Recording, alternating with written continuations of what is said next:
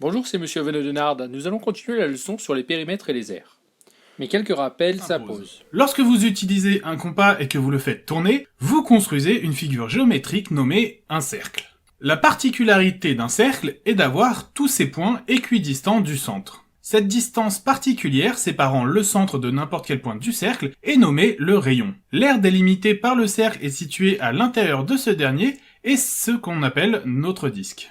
Contrairement aux autres figures géométriques, où le même nom est utilisé à la fois pour parler de la figure et de son aire, nous avons donc ici deux mots bien différents. Le mot cercle désigne le tracé formant la figure géométrique en elle-même, tandis que le mot disque désigne quant à lui la surface contenue à l'intérieur de cette figure. Si jamais vous avez un doute sur quel mot désigne quoi, vous pouvez penser aux cercles de cuisson qui servent de moule pour différentes préparations culinaires, mais également aux nombreux disques servant de support pour la musique ou des données informatiques.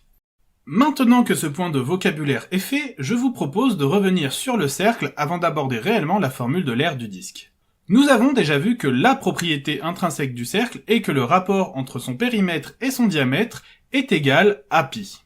Cela signifie donc que pour tout cercle de rayon R, son périmètre P est égal à 2 fois pi fois R. Pour calculer l'aire de notre disque, nous allons pour commencer le découper en une moitié que l'on va colorier en rouge et l'autre moitié en bleu. La conséquence directe de ce que l'on vient de faire est que la moitié de disque possède donc la moitié du périmètre de notre cercle de départ. Comme nous connaissons le périmètre d'un cercle, nous savons que chaque demi-cercle a une longueur égale à pi fois r. Maintenant que tout cela a été mis en place, nous allons réellement commencer notre travail. Nous allons donc découper notre disque en plusieurs quartiers égaux que l'on va réarranger pour former cette figure géométrique.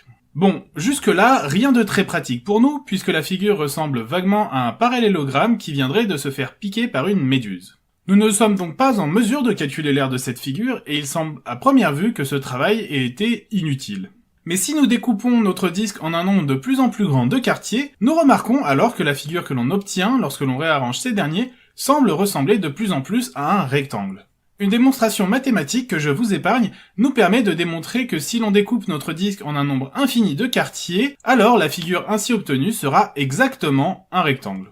Or, ça devient un grand classique maintenant, nous connaissons déjà la formule permettant de calculer l'aire d'un rectangle, et il nous faut donc ici l'adapter légèrement à notre figure actuelle.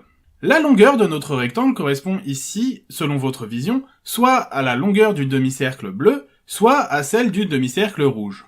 Or, nous savons que ces longueurs sont identiques et qu'elles correspondent à la moitié du périmètre de notre cercle. Tandis que pour la largeur de notre rectangle, nous pouvons remarquer que cette dernière correspond en réalité au rayon du disque.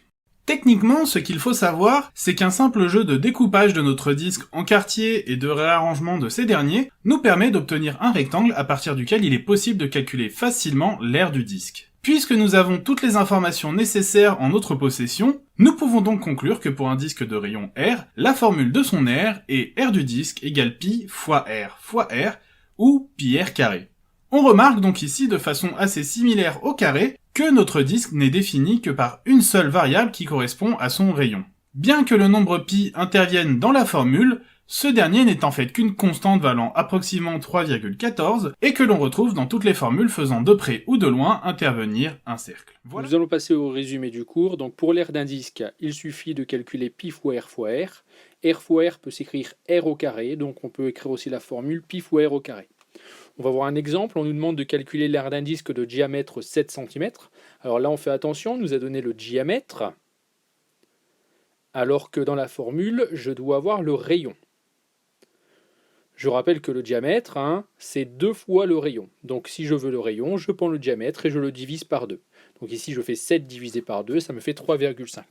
Ensuite j'applique ma formule en remplaçant le rayon par 3,5. Je calcule 3,5 fois 3,5, ça me fait 12,25. Donc j'écris que c'est pareil que pi fois 12,25 et environ donc 38,1465 cm².